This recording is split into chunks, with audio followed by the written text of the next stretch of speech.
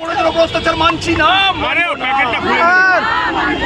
মা বোনদের উপর অত্যাচার মানছি না, মানবো না।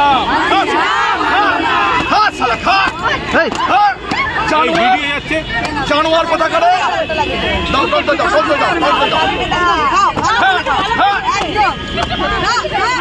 অখিলগিরি হায় হায়, অখিলগিরি হায় হায়, অখিলগিরি হায় হায়, মাতৃশক্তি জিন্দাবাদ, অখিলগিরি হায় হায়, অখিলগিরি হায় হায়, অখিলগিরি হায় হায়, মাতৃশক্তি জিন্দাবাদ, নারী শক্তি জিন্দাবাদ।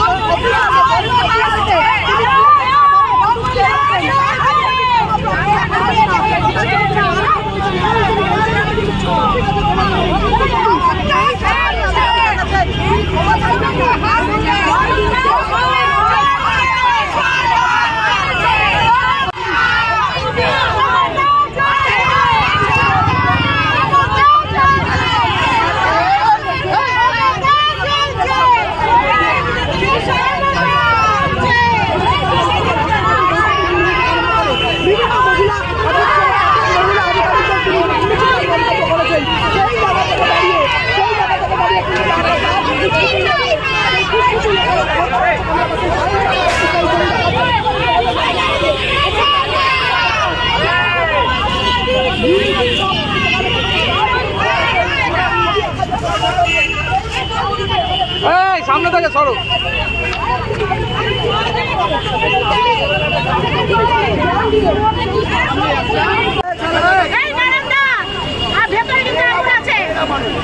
আমরা অখিলগিরির দৃষ্টান্তমূলক শাস্তির দাবিতে আমরা আজকে পথে নেমেছি।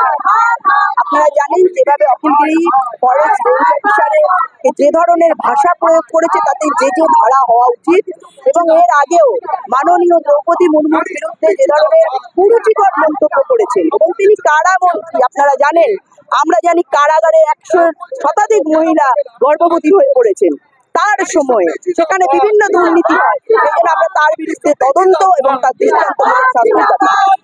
মোড় আমরা জানি না, আমরা এই পদত্যাগ মানি না, আমরা শাস্তি চাই। পদত্যাগ তাদের ব্যাপার, তাদের কাকে পদত্যাগ করাবে কাকে রাখবে।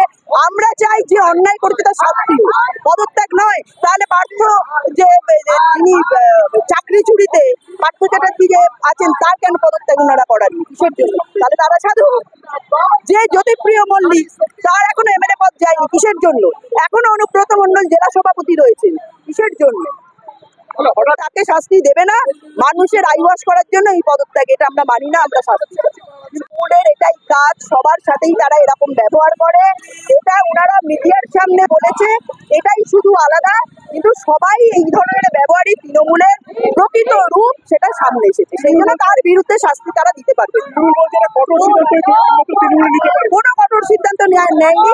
কঠোর সিদ্ধান্ত যদি নিত তাহলে তার শাস্তির ব্যবস্থা করতো, তার সুমোটো কেস করা হতো। এবং এর আগেও আপনি জানেন অখিলগিরি বলেছেন আমি ক্ষমা চাইবো না, অর্থাৎ তাদের এটাই কাজ, সেই জন্য কিন্তু ক্ষমা চাইতে লজ্জা বোধ করছে। আপনাদের আগে মিছিল করছেন এবং কি দাবি তুলছেন? আমরা তাদের দৃষ্টান্তমূলক শাস্তি এবং তার বিরুদ্ধে তদন্ত চাই।